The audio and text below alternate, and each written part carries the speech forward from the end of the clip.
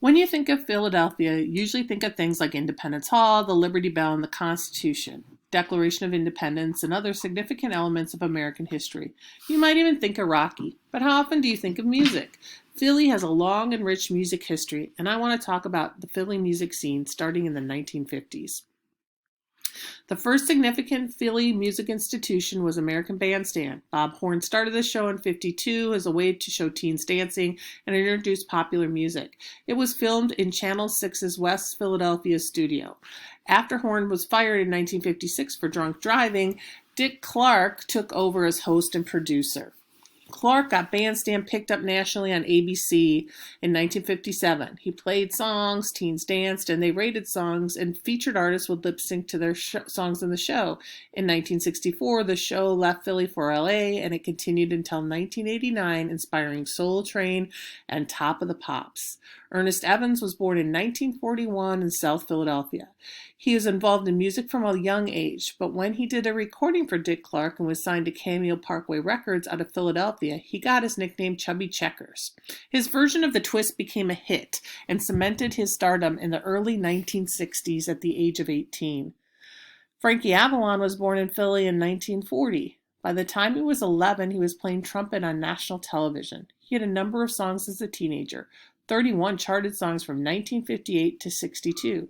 He appeared in a number of movies, including Beach Party and Beach Blanket Bingo, and in later years, Grease.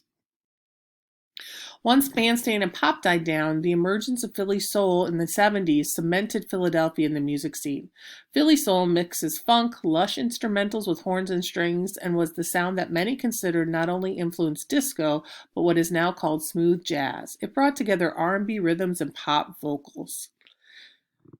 Two of the most influential producers of Philly soul are Kenneth Gamble and Leon Huff, who as a songwriting and producing duo have 15 gold singles and 22 gold albums. They are still producing today. And in 2008 were inducted into the Rock and Roll Hall of Fame. Gamble and Huff's first hit was Expressway to Your Heart, written in 1967 and released by Philly's The Soul Survivors. The Soul Survivors signed to Crimson Records in Philly. Expressway to Your Heart reached number 4 in the Billboard charts. It sold over 1 million copies. Gamble and Huff continued to write together and eventually formed their own studio, Philadelphia International Records, in 1971, hoping to compete against Berry Gordy and Motown. Clive Davis and CBS Records backed their deal. They released some of the most popular songs of the 70s, including If You Don't Know Me By Now by Harold Melvin and the Blue Notes, Love Train by the O'Jays, and Me and Mrs. Jones by Billy Paul. By the mid-1970s, Gamble and Huff became the premier producers of soul. Their in-house musicians, MFSB, Mother, Father, Sister, Brother, recorded the hit TSOP, The Sound of Philadelphia, which is the theme song for Soul Train. Patti LaBelle is a Philly native. Her group, Patti LaBelle and the Blue Notes, were the first African-American vocal group to be on the cover of Rolling Stone.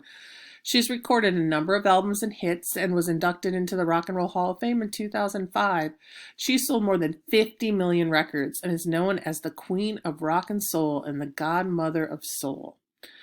Hall & Oates came out of Philly in the 1970s. They wrote all their own songs and are known to play what is called rock and soul and blue-eyed soul. They have 34 songs in the Billboard Top 100, 7 platinum and 6 gold albums, one of the most successful rock duos of the era. They were inducted into the Songwriters Hall of Fame in 2003 and Rock and Roll Hall of Fame in 2014. One of the most notable rock bands out of Philly were the Hooters. When Philadelphia hosted Live Aid in 1985, they were the first to perform and receive much airplay.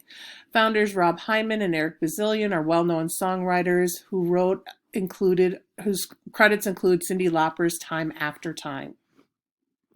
Philadelphia rapper Jesse B. Weaver Jr., known as Schoolie D's song, PSK, What Does It Mean, is thought to be the first gangster rap song, talking explicitly about sex, guns, and drugs, and released on Schoolie D Records in 1985.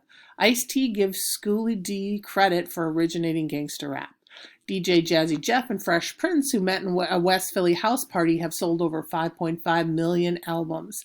Smith became known for profanity-free rap, and Towns is thought to be by many to have invented the scratching style of Transforming. Their album Here's the DJ, I'm the Rapper was the first double vinyl rap release. In the late 80s, the group Boyz II Men formed while attending Philadelphia High School for the Creative and Performing Arts, Kappa. Boyz II Men broke Elvis Presley's record for length of weeks for a song to be #1 on the Billboard 3 times, with End of the Road, I'll Make Love to You, and One Sweet Day. Also meeting during their time at Kappa, Tariq Black Thought Trotter and Amir Questlove Thompson formed The Roots in 1987, a band known for jazzy, hip-hop, live music, and many members. The Roots played the first Lollapalooza in 1984 and have been the house band for Jimmy Fallon since 2009. The tradition of hip-hop continues to come out of Philly. Wendy Lady B. Clark, one of the first female rappers as well as the first Philly DJ to play hip-hop, started a local hip-hop show in 1984, which continues today.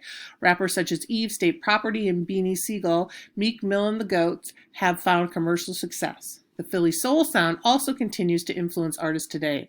Performers such as Jill Scott, Vivian Green, and Music Soul Child are all from Philadelphia. Artist John Legend, although not a Philly native, attended University of Pennsylvania where he studied English, focusing on African American literature, and considers himself part of the Philly scene.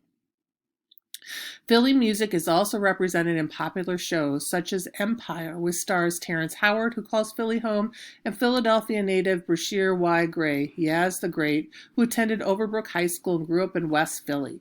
The central role of Philadelphia's music scene in this show emphasizes Philly's continued place in popular music history.